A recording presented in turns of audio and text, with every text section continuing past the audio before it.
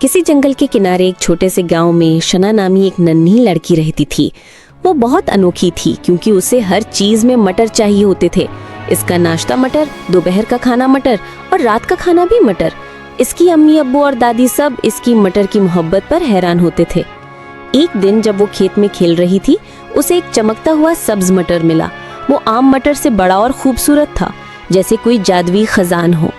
जैसे ही शना ने उसे हाथ में लिया, वो हल्का सा चमकने लगा। ये तो कोई आम मटर नहीं लगता, शना ने हैरत से कहा। अचानक एक हल्की सी सरगोशी सुनाई दी। कोई चमकदार और कोई हुआ मटर तलाशते हुए नजर आता था। वो एक दरख्त के करीब पहुंची, जहां एक चमकता हुआ सुनहरी मटर लटक रहा था। जैसे ही उसने हाथ बढ़ाया, एक जादुई दरवाजा खुल गया।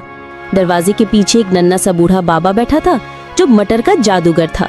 वो मुस्कुराकर बोला, शना, अगर तुम सच्ची दिल की हो तो ये बाग तुम्हारा हो सकता है, लेकिन इसके लिए तुम्हें एक इम्तिहान देना होगा।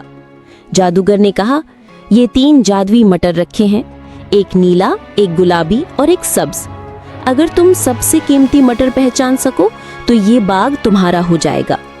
शना ने गौर से मटर को देखा। नीला मटर चमकदार था, गुलाबी मटर खुशबूदार था और सब्ज मटर सादा सा लग रहा था।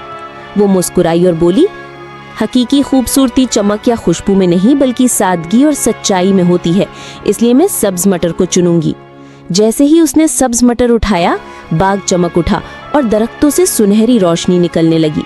जादूगर खुश होकर बोला, तुमने अक्ल और सच्चाई से फैसला किया, अब ये जादुई बाग हमेशा के लिए तुम्हारा हो गया।